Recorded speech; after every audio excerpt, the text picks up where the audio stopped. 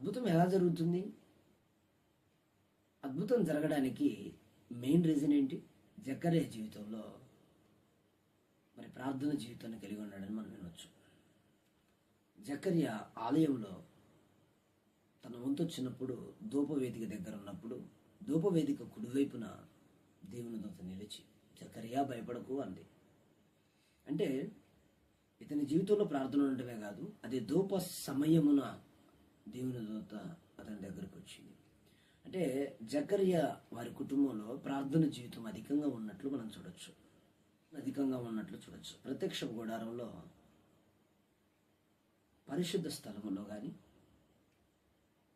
మరి అతి పరిశుద్ధ స్థలంలో కానీ ఎత్తుగా ఉండే మరి ఉపకరణం ఏదైనా ఉంది అని అంటే అది ధూపవేదిక. ధూపవేదిక దేనికి గుర్తునంటే ప్రార్థన గుర్తు. ఈరోజు సముఖపు రొట్టెల బల్ల ఉంది, దేవవృక్షం ఉంది, అదేవిధంగా మందసము ఉంది. వీటి అన్నిటికంటే ధూపవేదిక కూడా ఉంది.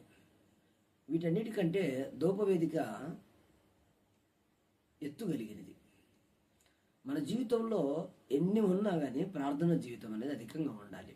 చాలామంది ప్రార్థించకుండా సరదాలకి, సంతోషాలకి, స్నేహాలకి, సెల్ ఫోన్కి, లౌకికమైన వాటి కొరకు సమయాన్ని ఇచ్చించి మా జీవితంలో దైవ కార్యాలు లేవు అని కొద్దిసేపు ప్రార్థన చేసి అలిగి అసారిపోయేవారు ఎంతోమంది ఉన్నారు. జీవితంలో ఎన్ని పనులున్నా, ఎంత ప్రాముఖ్యమైన విషయాలున్నా, ఇంకా ఏమేమి చేస్తున్నా వాటన్నిటికీ మించిన ప్రార్థన మన వంతుగా మారాలి. మన జీవితంలో ఒక అనుభవం ఉండాలి. అన్ని అనుభవాల కంటే పెద్ద అనుభవం ప్రార్థన అనుభవం. మాట్లాడే విధానమైనా, మనం లోకానికి ఉపయోగించే సమయమైనా తక్కువగా ఉండాలి, ప్రార్థించే సమయం ఎక్కువగా ఉండాలి. ఖాళీ సమయం దొరికితే ప్రార్థించడానికి ప్రయత్నించాలి. పౌలు సమయమందును అసమయమందును ప్రయాసపడుతూ మానక మీ కొరకు రాత్రి పగలు ప్రార్థన చేస్తున్నానని తన ప్రార్థనా జీవితాన్ని గురించి చెప్పినట్లు, యేసుక్రీస్తు ప్రభుల వారు రాత్రంతా కొండకెళ్ళి ప్రార్థించినట్లు మరి మన జీవితంలో ప్రార్థన జీవితం ఉండేటట్లు మనం చూడాలి. విజయం లేక సమస్యల్లో నలిగిపోతూ, ఉద్యోగాలు రాక, వ్యాపారాలలో విఫలమైపోయి, ప్రతి పరిస్థితిలో చేతులెత్తేసి అప్పుల్లో నలిగిపోతూ, చీకటి కోరల్లో కూరకపోయి భయంకరమైన సమస్యల్లో మునిగిపోతున్నా మీకు శుభవార్త. ప్రార్థన జీవితాన్ని ఆరంభించు, ప్రార్థన జీవితాన్ని కట్టు. నువ్వెవరితో మాట్లాడే విషయానైనా తగ్గించు, లేదా బయట వాతావరణాన్ని, లోక సంబంధమైన వాతావరణాన్ని తగ్గించు. ప్రార్థన జీవితాన్ని పెంపొందించు. ప్రార్థన జీవితానికి నడుం కట్టు. నీ జీవితంలో అద్భుతాలు ఆరంభించబడబోతున్నాయి. నా కోసం ఎవరు ప్రార్థన చేస్తారని ఎదురు చూడకు. నా కొరకు ఎవరు గట్టిగా ప్రార్థన చేస్తారని ఎదురు చూడకు. నా కొరకు ఎవరు బలంగా ప్రార్థన చేస్తారని వారి వైపు వీరి వైపు చూడకు.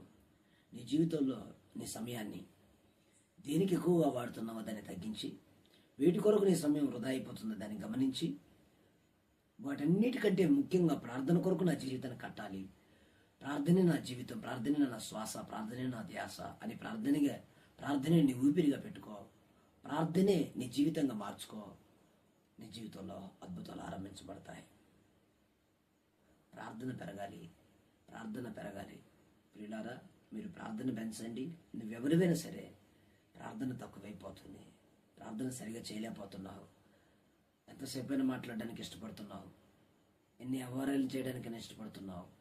లోక సంబంధమైన వార్తలు చెప్పుకోవడానికి ఇష్టపడుతున్నావు. లోకంలో ఏం జరుగుతుందో తెలుసుకోవాలని ఆశపడుతున్నావు. లోక సంబంధమైన వాటి మీద బాగా దృష్టి పెడుతున్నావు, కానీ ప్రార్థన జీవితం మీద దృష్టి పెడతలేదు.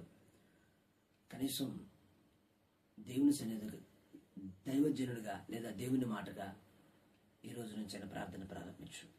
ఇక నుంచైనా ప్రార్థన ప్రారంభించు. ఇక నుంచే నువ్వు ప్రార్థన చేయడం ఆరంభించు. నువ్వు ప్రార్థన చేయడం ఆరంభించి ప్రభువుకు అప్పగించు. అద్భుతాలు నీ జీవితంలో ఆరంభించబడబోతున్నాయి. నీకు మంచి ఉద్యోగం రాబోతుంది. నీ జీవితంలో నలిగిపోతున్నప్పటి నుంచి విడుదల పొందుతున్నావు. ప్రార్థన ప్రతి పరిస్థితిని చక్కదిద్దబోతుంది.